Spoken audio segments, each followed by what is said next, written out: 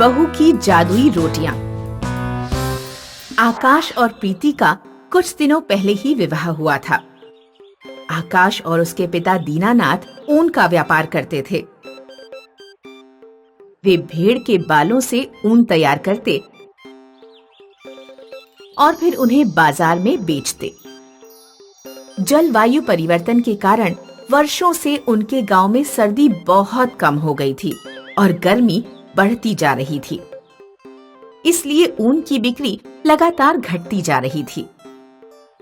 आकाश, इस महीने कितनी ऊन बिकी? पिताजी, इस महीने 3 दर्जन लच्छियां भी नहीं बिक पाई। अगर ऐसा ही चलता रहा तो हमारा सारा माल खराब हो जाएगा। आकाश और दीनानाथ व्यापार की चिंता के कारण दुबले होते जा रहे थे। एक दिन दीनानाथ का एक दोस्त उनके घर आया। अरे राम गोपाल, बड़े दिनों बाद दिखाई दिए। कहाँ गायब थे इतने दिनों तक?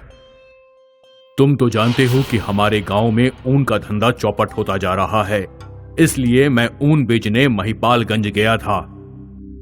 महिपालगंज में मैंने तो सुना है वो यहां से बहुत ऊंची पहाड़ियों पर है। हाँ, तुमने ठीक सुना है। वहां तक पहुंचने में रास्ते में कई खतरे भी हैं, लेकिन वहां ऊन खूब महंगी बिकती है और खरीदने वालों की भी कोई कमी नहीं है।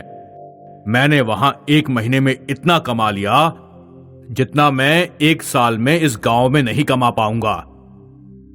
मेरी मानो तो तुम भी वहीं ऊन बेचने जाओ, अमीर होकर लौटोगे, लेकिन जाना बहुत सावधानी से, रास्ते में जानलेवा खतरे हैं। इतना कहकर राम गोपाल चला गया। आकाश और दीनानाथ ने निर्णय लिया कि महिपालगंज कितनी भी दूर क्यों ना हो और रास्ते में कितने भी खतरे क्यों ना आए, लेकिन वे वहां जाएंगे और ऊन बेचकर लौटेंगे। बहू, कल सुबह ही हम महिपालगंज के लिए निकलेंगे। खाने पीने का कुछ सामान तैयार कर दो। अगले दिन जब आकाश और दीनानाथ निकल रहे थे तो प्रीति उनसे बोली, आप लोग सामान के साथ ये विशेष रोटियां भी लेते जाइए। इन रोटियों में विशेष क्या है? ये जादुई रोटियां हैं। जब खाना खत्म हो जाएगा तो ये आपके काम आएंगी। 3 बातों का ध्यान रखना।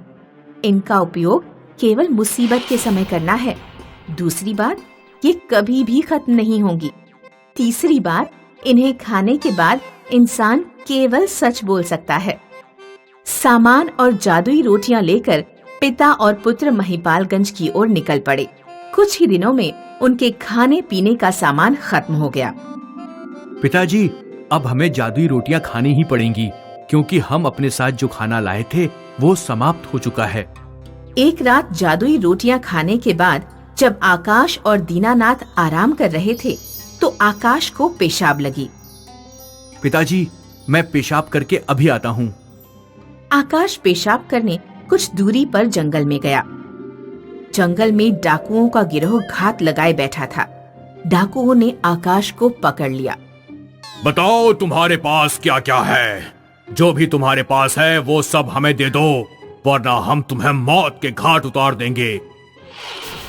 आकाश डाकुओं से झूठ बोलना चाहता था कि उसके पास सिर्फ कुछ 1000 रुपए हैं, वे रुपए ले लें और उसे छोड़ दें। लेकिन आकाश ने जादुई रोटियां खाई हुई थीं, इसलिए उसने सारा सच उगल दिया। यहाँ से कुछ दूरी पर मेरे पिताजी लेटे हुए हैं। हम दोनों के पास सैकड़ों दर्जन ऊन की लच्छियां और कुछ 1000 रुपए हैं। हमें नहीं पता था कि तुम्हारे पास इतना माल है। हमने समझा तुम अकेले ही हो, लेकिन तुम बहुत ईमानदार लगते हो, इसलिए तुमने अपने पिताजी और सारे सामान के बारे में बता दिया। तुम्हारी ईमानदारी के कारण मैं तुम्हें छोड़ता हूँ। मैंने तुम जैसा ईमानदार, सच बोलने वाला इंसान आज तक नहीं देखा। आकाश कुछ देर बाद अपने पिताजी के पास पहुंचा और उन्हें सारी बात बताई। मैंने सच जानबूझकर नहीं बोला, मैं तो झूठ बोलना चाहता था, लेकिन जादुई रोटियों के कारण मेरे मुंह से सच निकल गया। अच्छा हुआ तुमने जादुई रोटियां खाई थी, वरना तुम मुसीबत में पड़ जाते। सुबह हुई तो दोनों पिता और पुत्र आगे की यात्रा पर निकल पड़े। जंगल में आगे कालिया नाम का एक शिकारी रहता था। शिकारी ने अपने पास एक शेर पाल रखा था। जो भी जंगल से गुजरता वह उसके ऊपर अपना पालतू शेर छोड़ देता। शेर इंसानों को खा जाता और लोगों की सारी धन दौलत कालिया की हो जाती। कालिया का परिवार कई दिनों से भूखे मरने की हालत में आ गया था, क्योंकि कई दिनों से जंगल से कोई भी नहीं गुजरा था। पिताजी, मुझे रोटियां दीजिए, बहुत भूख लग रही है। बेटा इंतजार करो, यहाँ से कोई गुजरेगा तो मैं कुछ लूट पाऊंगा और हमें खाने को मिलेगा। कालिया का बेटा नाराज नदी किनारे चला गया। उसने देखा कि नदी किनारे दो आदमी बैठकर रोटी खा रहे हैं। वे दोनों आकाश और दीनानाथ थे। आकाश की नजर लड़के पर पड़ी। वह समझ गया कि लड़का भूखा है।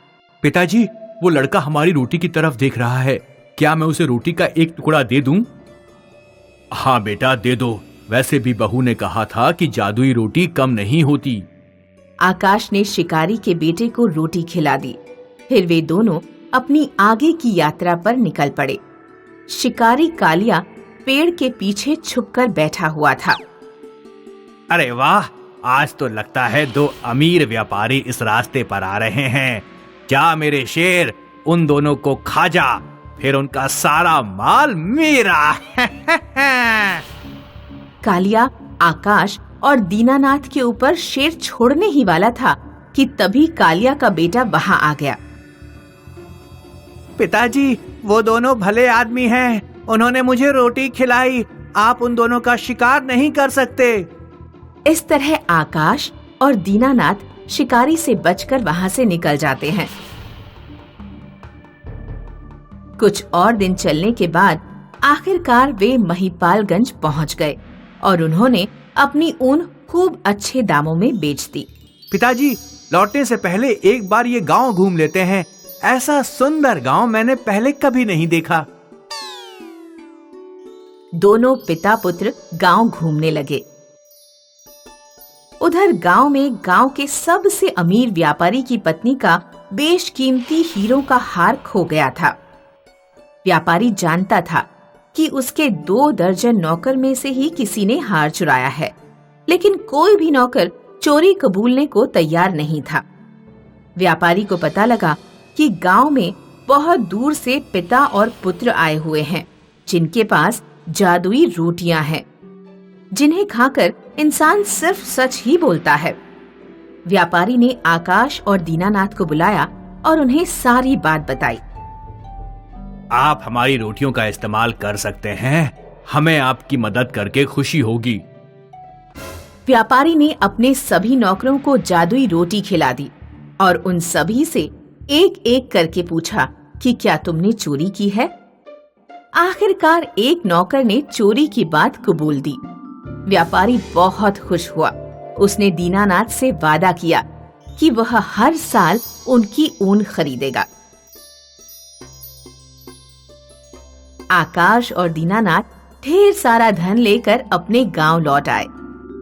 बहू, तुम्हारी रोटियों की वजह से ही हम जिंदा हैं। इतना धन कमाकर लौट पाए हैं। अगर ये ना होती तो पता नहीं क्या होता।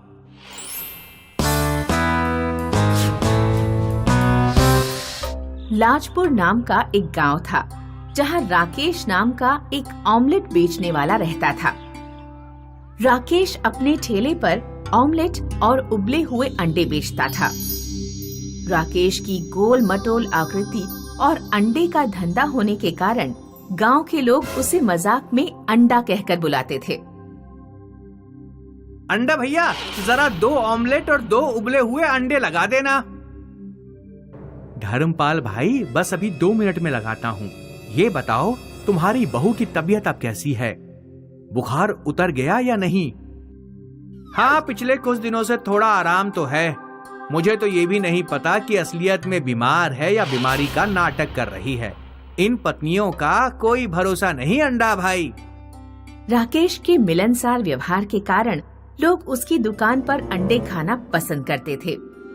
राकेश ठंडी के दिनों में अच्छी कमाई कर लेता था। रात में घर लौटने से पहले वह अपनी पत्नी के लिए एक विशेष ऑमलेट जरूर बनाता था।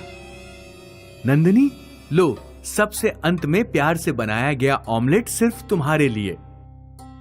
थैंक यू अंडा जी। अब कम से कम तुम तो मेरे नाम का मजाक मत बनाओ। ज्यादा अमीर ना होते हुए भी राकेश खुशहाल जीवन बिताता था।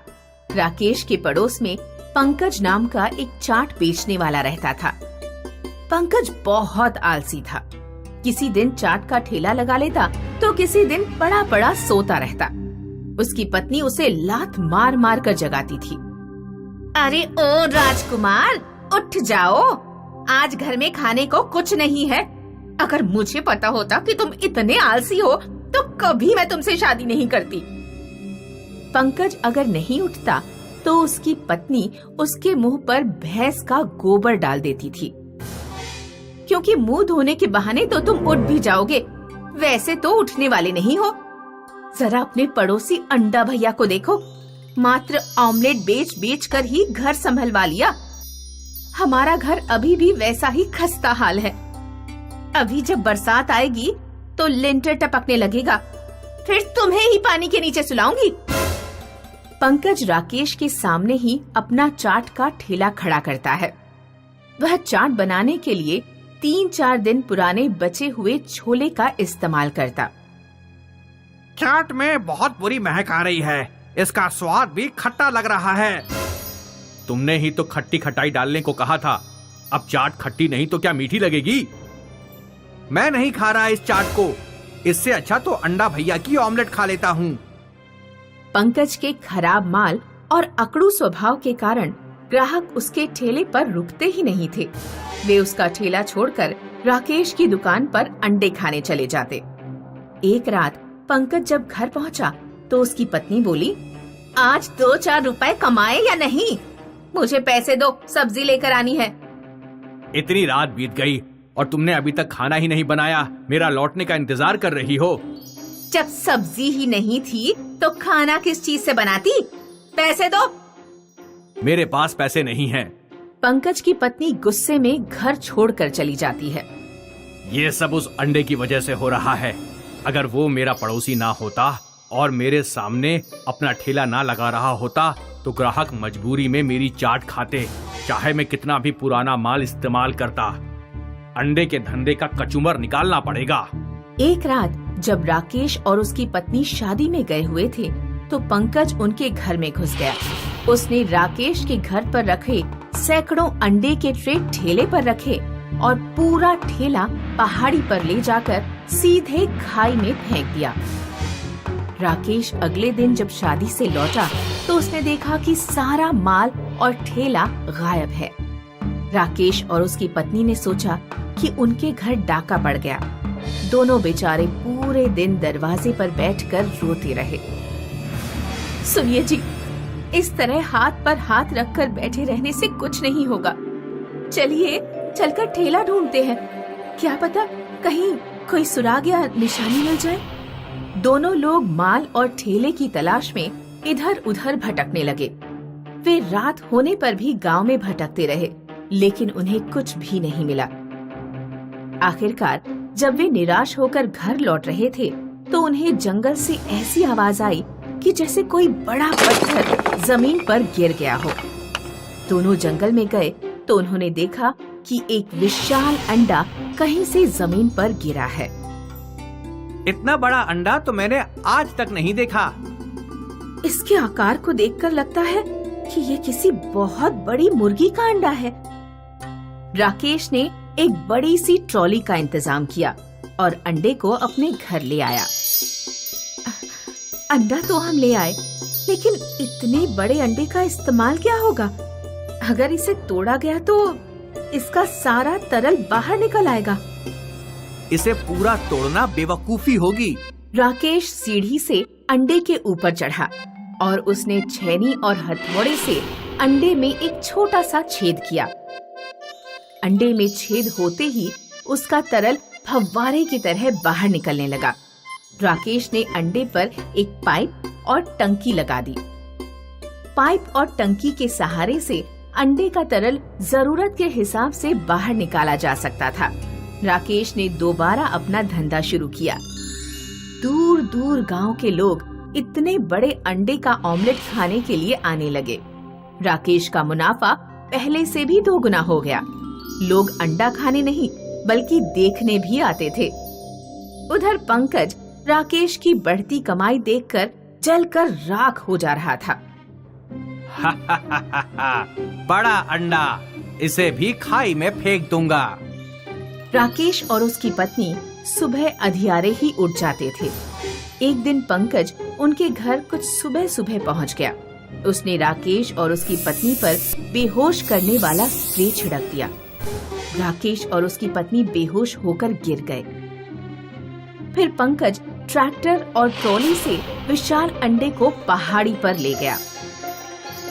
इतने बड़े अंडे को खाई में फेंकने से पहले इसे कुल्हाड़ी से फोड़कर देखूंगा। इसे फोड़ने में बहुत मजा आएगा। पंकज ने जोर से अंडे में कुल्हाड़ी मारी। अंडे से पानी का इतना तेज प्रेशर निकला कि पंकज के पांव जमीन पर टिके नहीं रह सके और वह खाई में गिरकर मर गया।